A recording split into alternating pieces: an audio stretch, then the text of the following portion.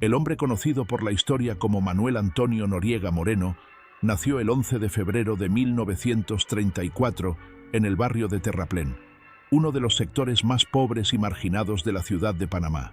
Algunas fuentes sugieren que pudo haber nacido un año antes o después, ya que los registros de nacimiento en los barrios pobres de Panamá durante esa época eran frecuentemente imprecisos o inexistentes. Lo que sí es seguro es que nació en la pobreza más absoluta, en un país que en aquel momento era poco más que un protectorado estadounidense construido alrededor de un canal. Su madre, María Félix Moreno, era una empleada doméstica de origen humilde que trabajaba en casas de familias acomodadas de la capital panameña. Sobre su padre existen versiones contradictorias. Según algunos relatos, su padre fue un contador de nombre Ricaurte Noriega, aunque otros sugieren que pudo haber sido hijo ilegítimo de un hombre diferente. Lo que parece claro es que su padre, fuera quien fuera, no jugó un papel significativo en su crianza. Manuel fue esencialmente abandonado por ambos padres cuando era muy pequeño y pasó gran parte de su infancia bajo el cuidado de una madrina, una maestra de escuela llamada Luisa Sánchez, que vivía en el mismo barrio empobrecido. La infancia de Noriega estuvo marcada por la pobreza, el abandono y la estigmatización social. En la Panamá de aquella época, como en gran parte de América Latina, el color de la piel y el origen social determinaban en gran medida las oportunidades de vida de una persona. Noriega tenía rasgos indígenas y africanos marcados, y su piel oscura lo colocaba en los escalones más bajos de la jerarquía social panameña, dominada por una élite criolla de ascendencia europea. A esto se sumaba el estigma de ser un niño esencialmente huérfano, criado en la pobreza por una madrina que apenas podía mantenerlo. Estas circunstancias de origen moldearon profundamente el carácter del joven Manuel. Desarrolló desde temprano una determinación feroz por escapar de la pobreza y ascender socialmente, sin importar los medios necesarios para lograrlo. También desarrolló un profundo resentimiento hacia las élites panameñas que lo despreciaban por su origen humilde y su apariencia física. Este resentimiento de clase sería una fuerza motriz a lo largo de toda su vida política. A pesar de las dificultades, Noriega logró completar su educación básica y secundaria. Era un estudiante de inteligencia promedio, pero con una astucia notable para las relaciones sociales y la manipulación. Comprendía instintivamente cómo funcionaban las dinámicas de poder y cómo posicionarse para obtener ventajas. Estas habilidades le servirían extraordinariamente bien en su futura carrera militar y política. Cualquier análisis de la vida de Manuel Noriega debe comenzar explorando la historia única y peculiar de Panamá, un país cuya existencia misma está inextricablemente ligada a los intereses geopolíticos de Estados Unidos.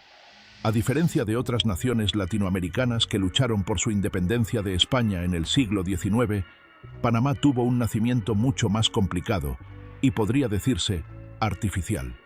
Durante la mayor parte de su historia colonial y postcolonial, el Istmo de Panamá fue parte de Colombia. La región tenía una importancia estratégica obvia. Era el punto más estrecho del continente americano, el lugar donde los océanos Atlántico y Pacífico estaban separados por apenas 80 kilómetros de tierra. Durante siglos, exploradores, comerciantes y estrategas militares habían soñado con construir un canal que conectara ambos océanos, eliminando la necesidad de navegar alrededor del extremo sur de Sudamérica. A finales del siglo XIX, Francia intentó construir este canal. El proyecto fue liderado por Ferdinand de Lesseps, el ingeniero que había construido exitosamente el Canal de Suez en Egipto. Pero el istmo panameño resultó ser un desafío completamente diferente. Las selvas tropicales, las enfermedades como la malaria y la fiebre amarilla, y las dificultades técnicas del terreno montañoso resultaron ser obstáculos insuperables. El proyecto francés colapsó en 1889, dejando miles de muertos y uno de los mayores escándalos financieros de la historia francesa. Estados Unidos, que para entonces emergía como potencia mundial, vio una oportunidad en el fracaso francés. El presidente Theodore Roosevelt estaba decidido a construir el canal y establecer la hegemonía estadounidense sobre el Caribe y Centroamérica. Pero había un problema. Colombia, que controlaba el istmo, no estaba dispuesta a ceder el territorio en los términos que Washington demandaba. La solución estadounidense fue tan elegante como cínica. Si Colombia no cooperaba, simplemente crearían un nuevo país que sí lo hiciera. En noviembre de 1903, con el apoyo encubierto del gobierno estadounidense, un grupo de empresarios y políticos panameños declaró la independencia del Istmo. Cuando Colombia intentó enviar tropas para sofocar la rebelión, buques de guerra estadounidenses bloquearon su paso. En cuestión de días, Estados Unidos reconoció la independencia de Panamá y firmó un tratado que le otorgaba el control perpetuo de una franja de territorio de 16 kilómetros de ancho a través del Istmo, la zona del canal. Este tratado, conocido como el Tratado Hay-Bunau-Varilla, fue firmado por un francés que actuaba supuestamente en nombre de Panamá, sin que ningún panameño participara en las negociaciones.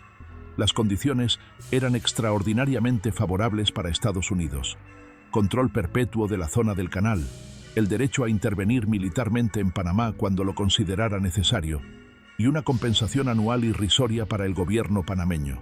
Desde su nacimiento, Panamá fue esencialmente un protectorado estadounidense.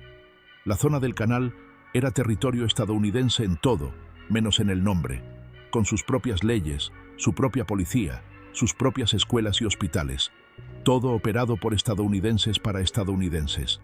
Los panameños que trabajaban en la zona eran tratados como ciudadanos de segunda clase, pagados menos que sus colegas estadounidenses por el mismo trabajo, segregados en viviendas y facilidades inferiores.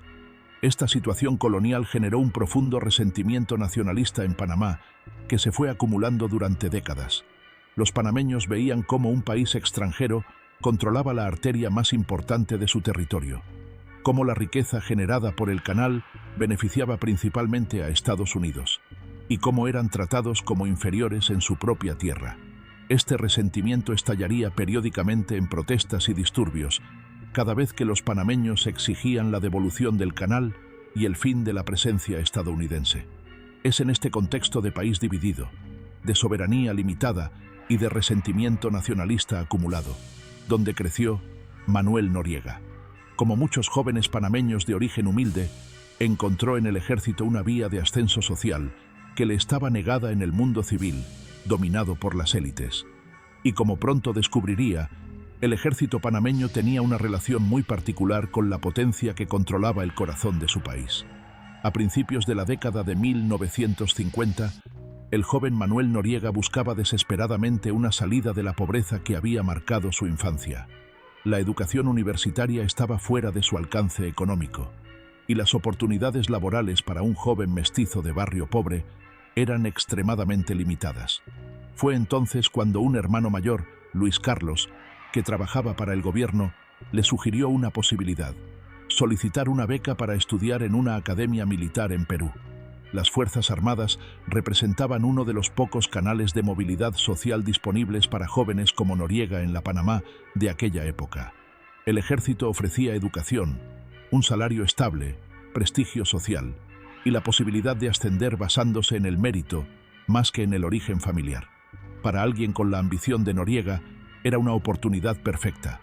En 1958, Noriega ingresó a la Escuela Militar de Chorrillos en Lima, Perú, una de las academias militares más prestigiosas de América Latina. Tenía aproximadamente 24 años, algo mayor que la mayoría de los cadetes, pero su madurez y determinación le ayudaron a adaptarse rápidamente. Durante sus años en Perú, Noriega recibió entrenamiento militar profesional y también fue expuesto a las corrientes ideológicas que agitaban América Latina en aquellos años de la Guerra Fría. Fue durante su estancia en Perú donde Noriega tuvo su primer contacto documentado con la Agencia Central de Inteligencia de Estados Unidos, la CIA.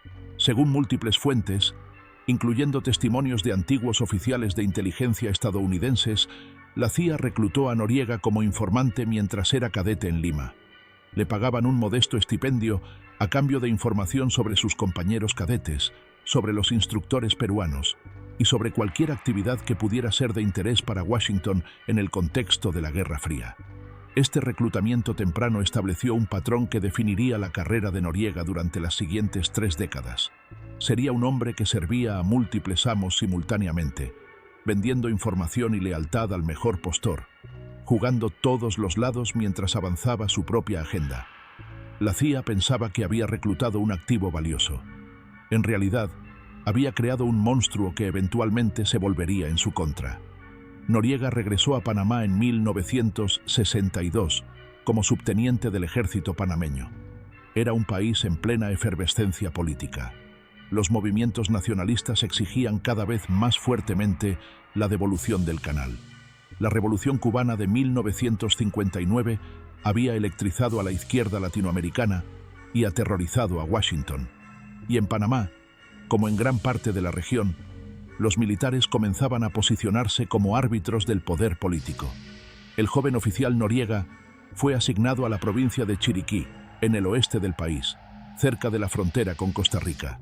Era una zona relativamente tranquila, pero Noriega utilizó su tiempo allí para construir redes de contactos, acumular información sobre figuras locales y perfeccionar sus habilidades de inteligencia.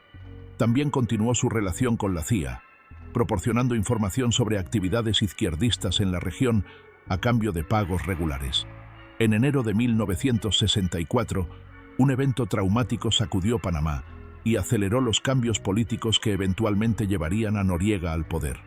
Todo comenzó con una bandera. Estudiantes panameños intentaron izar la bandera de su país junto a la estadounidense en la zona del canal, un gesto simbólico que violaba las regulaciones de la zona. La respuesta estadounidense fue desproporcionadamente violenta. Los enfrentamientos entre estudiantes panameños y residentes estadounidenses de la zona, apoyados por la policía zoniana, se convirtieron en disturbios que duraron varios días. Soldados estadounidenses dispararon contra manifestantes panameños. El saldo final fue de más de 20 muertos, la mayoría panameños, y cientos de heridos. Los eventos de enero de 1964, conocidos en Panamá como el Día de los Mártires, transformaron la política del país. El resentimiento antiestadounidense alcanzó niveles sin precedentes. Las demandas de renegociación del Tratado del Canal se volvieron irresistibles. Y dentro del ejército panameño, un grupo de oficiales nacionalistas comenzó a conspirar para tomar el poder y enfrentar a Estados Unidos desde una posición de fuerza.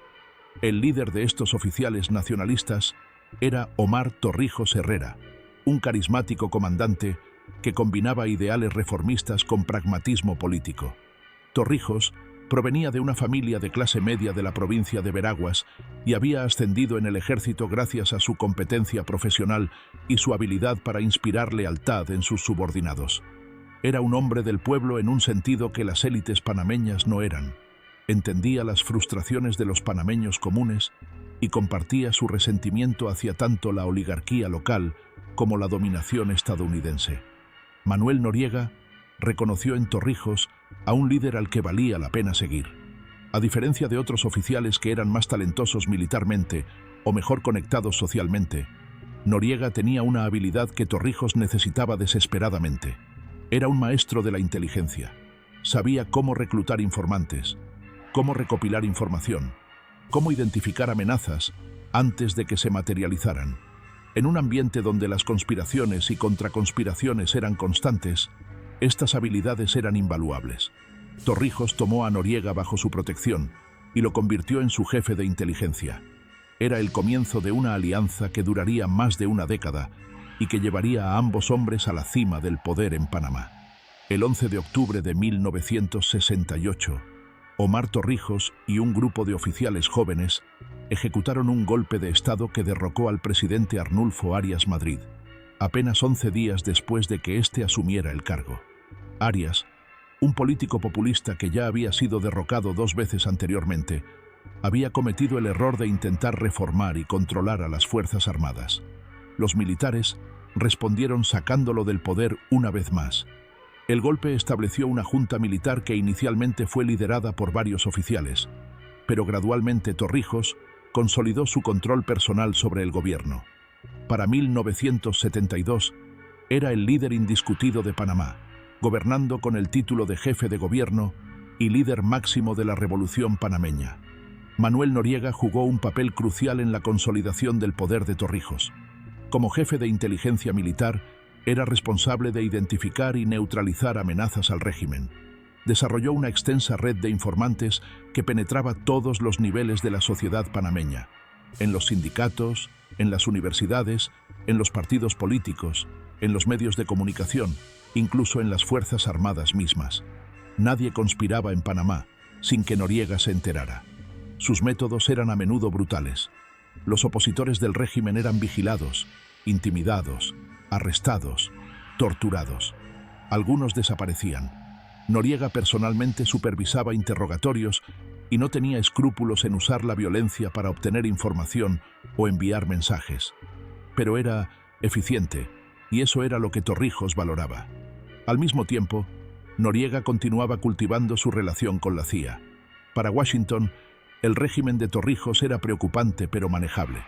Torrijos coqueteaba con la izquierda latinoamericana, mantenía relaciones cordiales con Cuba y utilizaba una retórica nacionalista y antiimperialista.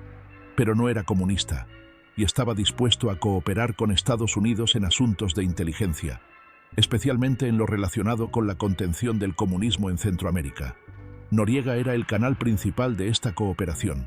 Proporcionaba a la CIA información sobre actividades de izquierda en Panamá y en la región. Facilitaba operaciones encubiertas estadounidenses. A cambio, recibía dinero, entrenamiento y protección. La CIA sabía que Noriega era corrupto, que estaba involucrado en actividades ilegales, que era un personaje de dudosa moral, pero lo consideraban un activo valioso y estaban dispuestos a mirar hacia otro lado mientras les fuera útil. Esta doble lealtad de Noriega, sirviendo simultáneamente al régimen nacionalista de Torrijos y a la agencia de inteligencia de la potencia que Torrijos retaba, es ilustrativa de su carácter. Noriega no tenía lealtades ideológicas, no era ni nacionalista ni proestadounidense, ni de izquierda ni de derecha. Era un oportunista puro, dedicado exclusivamente a su propio avance y enriquecimiento. Vendía información y servicios a quien pagara mejor, y jugaba todos los lados del tablero para maximizar su propia posición. Durante la década de 1970, mientras Torrijos negociaba con Estados Unidos los tratados que eventualmente devolverían el canal a Panamá, Noriega expandía silenciosamente su poder e influencia. Se convirtió en coronel y luego en general de brigada.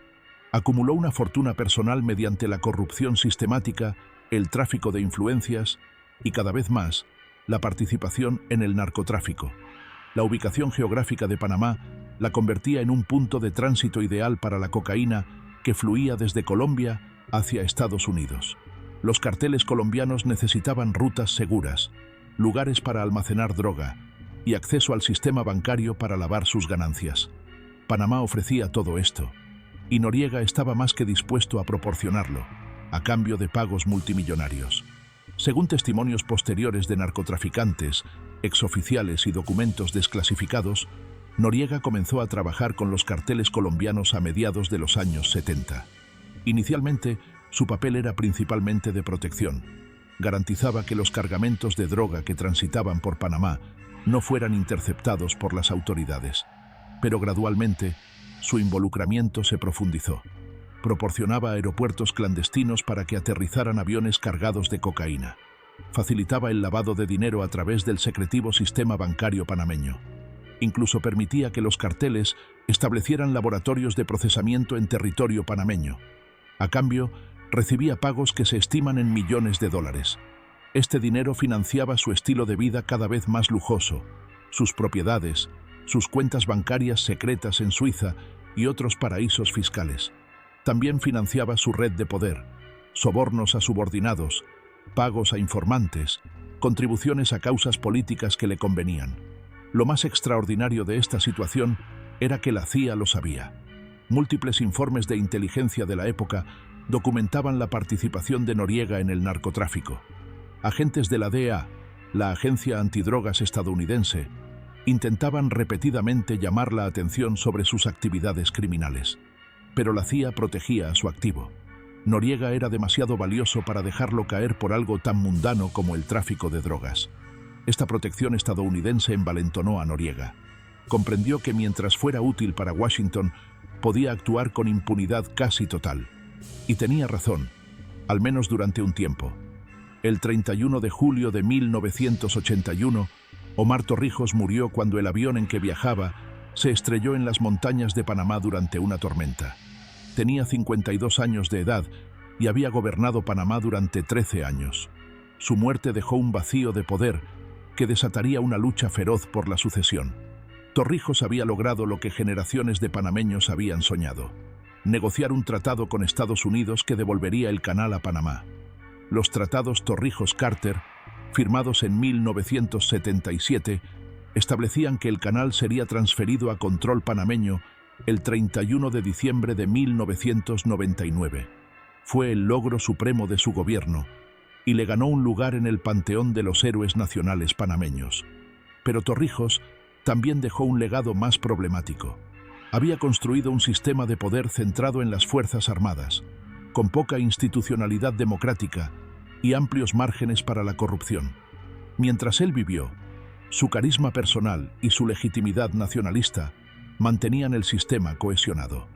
Sin él, las fuerzas centrífugas comenzaron a desgarrarlo. En los años inmediatamente posteriores a la muerte de Torrijos, una serie de presidentes civiles ocuparon nominalmente el cargo, pero el poder real residía en los cuarteles. Varios generales competían por el control de las Fuerzas de Defensa de Panamá, como se había rebautizado al ejército.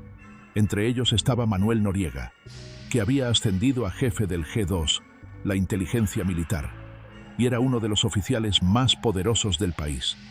La lucha por la sucesión fue brutal. Alianzas se formaban y se rompían. Oficiales eran promovidos, degradados o forzados al retiro según las cambiantes correlaciones de poder. Noriega navegó estas aguas turbias con la habilidad de un maestro. Utilizó su control de la inteligencia para acumular información comprometedora sobre rivales y potenciales aliados. Formó alianzas tácticas cuando le convenía y las rompió cuando dejaban de serle útiles. Eliminó amenazas con una combinación de sobornos, intimidación y, cuando era necesario, violencia. Uno de sus rivales más peligrosos era el coronel Roberto Díaz Herrera, un oficial popular que también aspiraba al poder supremo. Noriega y Díaz Herrera fueron aliados durante un tiempo, unidos por su oposición a otros generales. Pero Noriega siempre supo que eventualmente tendría que deshacerse de él. Por el momento, lo mantuvo cerca, siguiendo el viejo principio de mantener a los amigos cerca y a los enemigos más cerca aún. En agosto de 1983, Noriega finalmente alcanzó la cima. Se convirtió en comandante de las Fuerzas de Defensa de Panamá, el cargo más poderoso del país. A partir de ese momento, aunque Panamá seguía teniendo presidentes civiles que cambiaban periódicamente, todos sabían quién mandaba realmente. Manuel Antonio Noriega, el niño huérfano del barrio Terraplén, era ahora el hombre más poderoso de Panamá. Si te está gustando este documental sobre Manuel Noriega, te invito a suscribirte al canal para no perderte los próximos videos sobre los dictadores más fascinantes y controvertidos de la historia. Con Noriega en el poder, Panamá entró en una nueva fase que combinaba autoritarismo político, corrupción sistemática y una alianza cada vez más estrecha con el narcotráfico internacional. El general controlaba todos los aspectos de la vida nacional. Nombraba y destituía presidentes, decidía quién ganaba las elecciones, controlaba los medios de comunicación y mantenía una vigilancia constante sobre cualquier potencial oposición. Su estilo de gobierno era una mezcla de astucia política y brutalidad selectiva. Noriega no era un dictador que gobernaba mediante el terror masivo al estilo de un Trujillo o un Pinochet. Era más sutil. Prefería comprar lealtades antes que imponer mediante la fuerza. Sobornaba a políticos, empresarios, líderes sindicales y periodistas. Aquellos que no podían ser comprados eran intimidados, y aquellos que no podían ser intimidados desaparecían. Las fuerzas de defensa bajo el mando de Noriega se convirtieron en un Estado dentro del Estado. Sus oficiales controlaban empresas, recibían comisiones de contratos gubernamentales, participaban en todo tipo de negocios turbios. La corrupción permeaba todos los niveles de la institución. Un oficial leal a Noriega podía enriquecerse rápidamente. Un oficial desleal podía perderlo todo, incluyendo su libertad o su vida. Pero el pilar económico principal del régimen de Noriega era el narcotráfico. Durante la década de 1980, Panamá se convirtió en uno de los centros más importantes del tráfico de cocaína hacia Estados Unidos. Los carteles colombianos, especialmente el cartel de Medellín liderado por Pablo Escobar, Utilizaban el territorio panameño para almacenar, procesar y transbordar drogas. El sistema bancario panameño, con sus estrictas leyes de secreto bancario, era ideal para lavar las enormes ganancias del narcotráfico. Noriega estaba en el centro de todo esto. Cobraba millones de dólares por permitir que los carteles operaran en Panamá. Según testimonios posteriores, sus tarifas incluían pagos por cada cargamento de droga que transitaba por el país, comisiones por el lavado de dinero y pagos especiales por servicios adicionales, como proporcionar documentos falsos o proteger a narcotraficantes buscados. Las relaciones de Noriega con el cartel de Medellín eran particularmente estrechas. Se reunía regularmente con Pablo Escobar, los hermanos Ochoa y otros líderes del cartel. En una ocasión, cuando las autoridades colombianas intensificaron la presión sobre el cartel, Noriega permitió que establecieran un laboratorio de procesamiento de cocaína en la provincia panameña del Darién, cerca de la frontera con Colombia. Este laboratorio, que llegó a ser conocido como el Laboratorio del Darién, procesaba toneladas de cocaína antes de ser cerrado. Lo extraordinario, una vez más, era que Estados Unidos sabía todo esto. Agencias como la DEA tenían información detallada sobre las actividades de narcotráfico de Noriega. Pero la CIA seguía protegiéndolo, porque Noriega seguía siendo útil en otros frentes. Durante la década de 1980, Centroamérica era un campo de batalla de la Guerra Fría. En Nicaragua, los sandinistas habían llegado al poder en 1979, estableciendo un gobierno izquierdista que Washington consideraba una amenaza soviética en su propio patio trasero. En El Salvador, una brutal guerra civil enfrentaba a un gobierno de derecha apoyado por Estados Unidos contra guerrilleros izquierdistas. En Guatemala, los militares libraban una guerra contrainsurgente que incluía genocidio contra poblaciones indígenas. La administración Reagan estaba obsesionada con derrotar al comunismo en Centroamérica. El instrumento principal de esta política eran los Contras, una fuerza guerrillera que luchaba contra el gobierno sandinista de Nicaragua. Los Contras eran financiados, armados y entrenados por la CIA, a pesar de que el Congreso estadounidense había prohibido explícitamente esta ayuda en varias ocasiones. Panamá, bajo el mando de Noriega, jugó un papel crucial en las operaciones encubiertas de la CIA en Centroamérica. Noriega permitía que la CIA utilizara territorio panameño para entrenar a los Contras, facilitaba el transbordo de armas hacia Nicaragua, proporcionaba inteligencia sobre movimientos izquierdistas en la región. Era, en palabras de un exoficial de la CIA, un activo invaluable en las guerras sucias centroamericanas. Esta utilidad compraba impunidad. Cada vez que la DEA o el Departamento de Justicia intentaban actuar contra Noriega por sus actividades de narcotráfico, la CIA intervenía para protegerlo. Los informes incriminatorios eran enterrados. Las investigaciones eran descarriladas. Los agentes que insistían demasiado en perseguir a Noriega eran transferidos o marginados. Esta situación alcanzó niveles absurdos a mediados de los años 80. Noriega estaba simultáneamente en la nómina de la CIA, del cartel de Medellín y probablemente de los servicios de inteligencia cubanos también. Vendía información a todos, engañaba a todos y se enriquecía a costa de todos. Era el espía más doble que jamás haya existido, un hombre sin lealtad a nadie excepto a sí mismo. Pero este castillo de naipes comenzaría a derrumbarse en 1987. El catalizador de la caída de Noriega fue, irónicamente, una disputa interna dentro de su propio régimen. En junio de 1987, el coronel Roberto Díaz Herrera, el antiguo aliado que Noriega había marginado progresivamente, decidió hablar. Díaz Herrera había sido forzado al retiro por Noriega, quien veía en él un rival potencial. Humillado y resentido, el coronel convocó a una conferencia de prensa y soltó una bomba. Acusó a Noriega de haber asesinado a Omar Torrijos mediante un sabotaje a su avión. También lo acusó de narcotráfico, de fraude electoral, de ordenar la muerte del crítico Hugo Espadafora y de múltiples otros crímenes. Las acusaciones de Díaz Herrera no eran exactamente nuevas. Muchos panameños sospechaban todo esto desde hacía años. Pero escucharlas de boca de un alto oficial del régimen, alguien que había estado en el círculo íntimo del poder, fue explosivo. Las revelaciones desataron protestas masivas en las calles de Ciudad de Panamá. Por primera vez en años, Miles de panameños salieron a exigir la renuncia de Noriega. El dictador respondió con represión. La policía y las unidades paramilitares conocidas como los Batallones de la Dignidad atacaron a los manifestantes con gases lacrimógenos, bastones y armas de fuego. Periodistas fueron golpeados. Opositores fueron arrestados. Medios de comunicación críticos fueron cerrados. Pero la represión solo intensificó la oposición. Una alianza de partidos políticos, organizaciones empresariales, sindicatos y grupos de la sociedad civil se unió bajo el nombre de Cruzada Civilista Nacional, demandando el fin del régimen militar. El caso de Hugo Espadafora, mencionado por Díaz Herrera, era particularmente devastador para la imagen de Noriega. Espadafora había sido un médico y aventurero panameño que había combatido junto a los sandinistas en Nicaragua y luego se había vuelto contra ellos cuando se desilusionó con su gobierno. También había sido un crítico feroz de Noriega, acusándolo públicamente de narcotráfico. En septiembre de 1985, Espadafora fue secuestrado cuando cruzaba de Costa Rica a Panamá.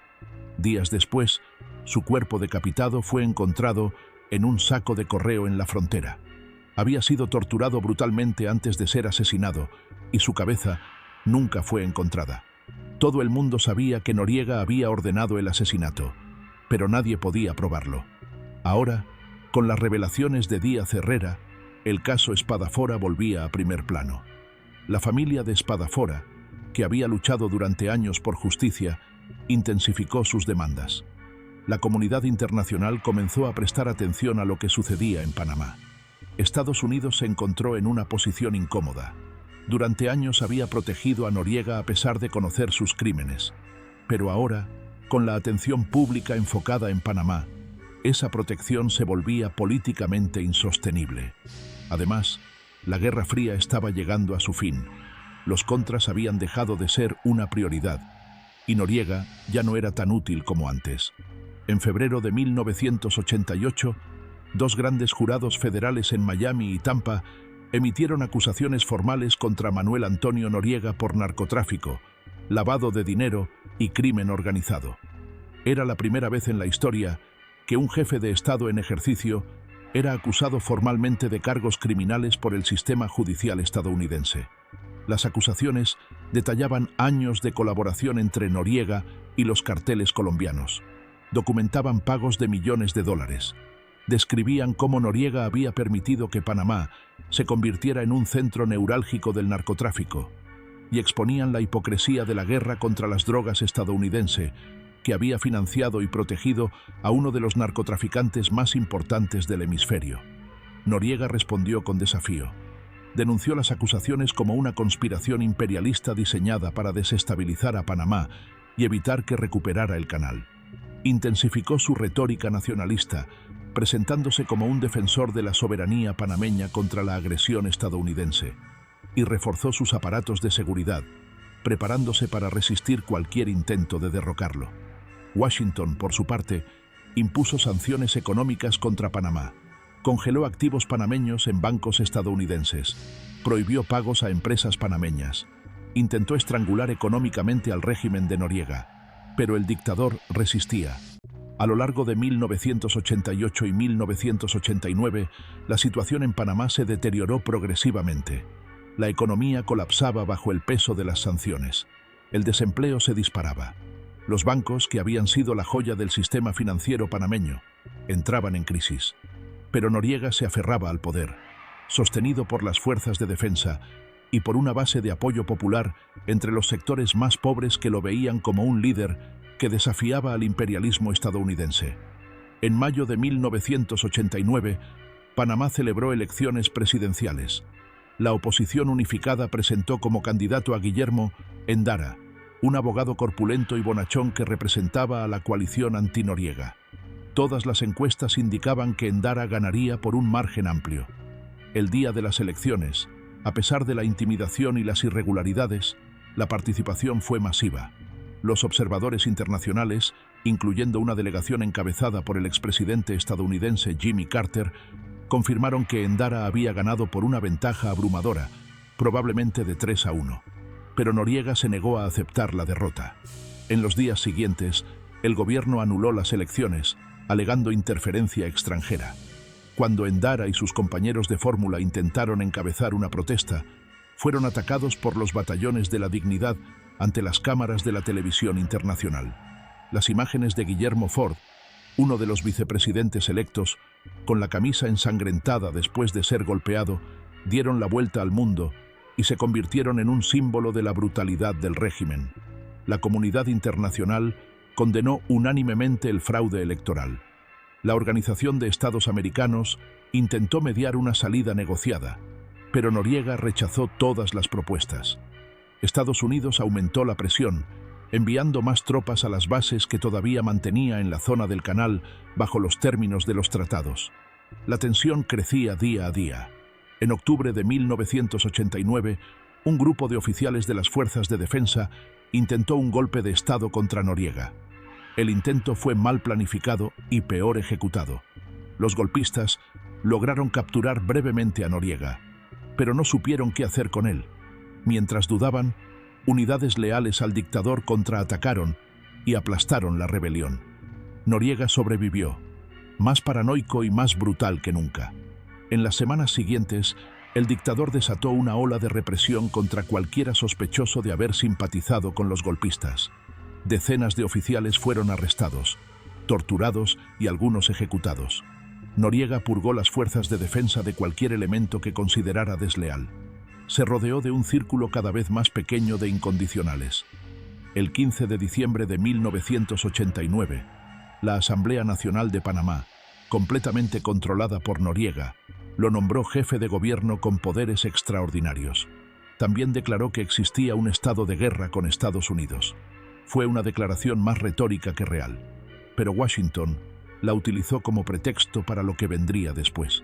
Esa misma noche, un oficial estadounidense fue asesinado a tiros en un puesto de control panameño después de que su vehículo no se detuviera ante la orden de alto. Otro oficial estadounidense y su esposa, que habían presenciado el incidente, fueron detenidos por soldados panameños.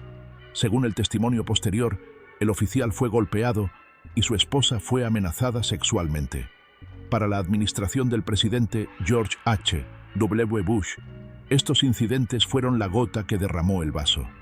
Después de años de tolerar a Noriega, de protegerlo, de usarlo y de intentar infructuosamente deshacerse de él por medios indirectos, Washington finalmente decidió actuar directamente. El resultado sería la mayor operación militar estadounidense desde la Guerra de Vietnam. En las primeras horas del 20 de diciembre de 1989, el cielo sobre Ciudad de Panamá se llenó de helicópteros y aviones de combate. Era el comienzo de la Operación Causa Justa, la invasión estadounidense de Panamá. La operación involucró aproximadamente 26.000 soldados estadounidenses, incluyendo tropas aerotransportadas, Rangers, fuerzas especiales y marines. Fue una demostración masiva de fuerza militar, diseñada para abrumar rápidamente a las fuerzas de defensa panameñas y capturar a Noriega antes de que pudiera escapar o organizar una resistencia efectiva. Los objetivos principales de la invasión fueron el cuartel general de las fuerzas de defensa, el aeropuerto internacional, las instalaciones militares en diversas partes del país y, por supuesto, Manuel Noriega personalmente. Los planificadores estadounidenses esperaban una operación quirúrgica, rápida y con mínimas bajas civiles. La realidad fue diferente. Si bien las fuerzas de defensa fueron efectivamente neutralizadas en cuestión de horas, la resistencia de los batallones de la Dignidad y otros grupos paramilitares leales a Noriega fue más intensa de lo esperado. Y el barrio de El Chorrillo, un vecindario pobre densamente poblado que se encontraba cerca del cuartel general de Noriega, fue devastado por los combates. El Chorrillo era una zona de viviendas precarias construidas con madera y materiales inflamables. Cuando los combates alcanzaron el área, muchas de estas estructuras se incendiaron. El fuego se propagó rápidamente, consumiendo manzanas enteras. Miles de residentes huyeron con lo puesto, perdiendo todo lo que tenían. El número exacto de víctimas civiles de la invasión sigue siendo disputado hasta el día de hoy, con estimaciones que van desde varios cientos hasta varios miles de muertos. En medio del caos de la invasión, Guillermo Endara, el ganador de las elecciones anuladas de mayo, fue juramentado como presidente de Panamá en una base militar estadounidense. Fue una ceremonia apresurada y surreal, celebrada mientras las balas silbaban afuera y los edificios ardían en la distancia. Pero el objetivo principal de la operación, la captura de Manuel Noriega, resultó ser más difícil de lo esperado. En el momento de la invasión, el dictador no se encontraba en ninguno de los lugares donde los planificadores estadounidenses esperaban encontrarlo. Había desaparecido. Durante los siguientes días, Noriega estuvo prófugo, moviéndose de escondite en escondite, mientras miles de soldados estadounidenses lo buscaban. Ofreció recompensas por su cabeza. Difundieron su fotografía por todos lados, pero el exdictador parecía haberse evaporado. Finalmente, el 24 de diciembre, Noriega apareció en el lugar más inesperado, la Nunciatura Apostólica, la Embajada del Vaticano en Ciudad de Panamá. Había solicitado asilo político a la Santa Sede. La presencia de Noriega en la Nunciatura creó un dilema diplomático para Estados Unidos. La embajada era territorio soberano del Vaticano, y entrar por la fuerza violaría el derecho internacional y provocaría un escándalo con la Iglesia Católica. Pero dejar que Noriega escapara después de toda la operación sería una humillación inaceptable. Lo que siguió fue uno de los episodios más extraños de la historia militar moderna. Las fuerzas estadounidenses rodearon la Nunciatura con soldados y vehículos blindados. Instalaron enormes altavoces y comenzaron a bombardear el edificio con música rock a todo volumen, las 24 horas del día. La idea era presionar psicológicamente a Noriega y hacer la vida imposible a los diplomáticos vaticanos que lo albergaban. La selección musical incluía canciones como I Fought the Law de The Clash, Welcome to the Jungle de Guns N' Roses y Hymn of Panama de Van Halen. Fue una forma de guerra psicológica absurda pero efectiva. El ruido era ensordecedor e incesante. Después de 10 días de asedio musical, presión diplomática intensa y negociaciones entre Washington, el Vaticano y representantes de Noriega, el dictador finalmente se rindió. El 3 de enero de 1990, Manuel Antonio Noriega caminó fuera de la Nunciatura y se entregó a las fuerzas estadounidenses. Fue inmediatamente transportado a Miami para enfrentar los cargos de narcotráfico que habían sido presentados casi 2 años antes. El hombre que había sido el gobernante absoluto de Panamá, el aliado de la CIA, el socio de los carteles, el espía de múltiples amos, era ahora un prisionero común, vestido con un uniforme de reo, enfrentando la justicia del país que lo había creado, utilizado y finalmente destruido. El juicio de Manuel Noriega en Miami fue un espectáculo que duró meses.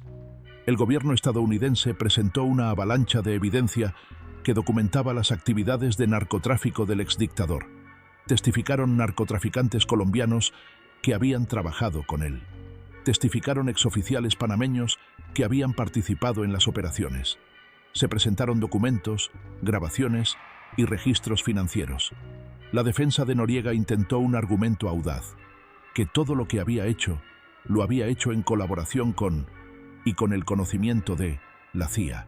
Argumentaba que era hipócrita que Estados Unidos lo procesara por actividades que había realizado mientras trabajaba para el gobierno estadounidense. Solicitó que se desclasificaran documentos que probarían esta colaboración.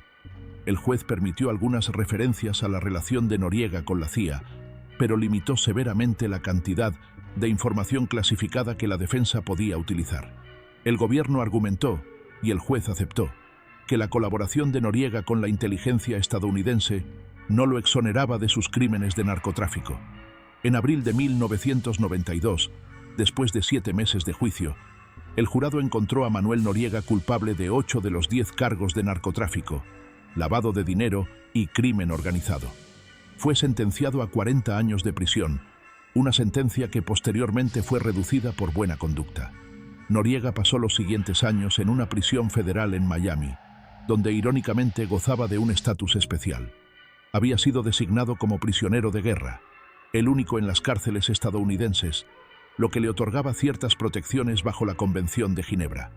Tenía una celda individual, podía usar su uniforme militar y recibía un trato relativamente privilegiado comparado con otros reclusos.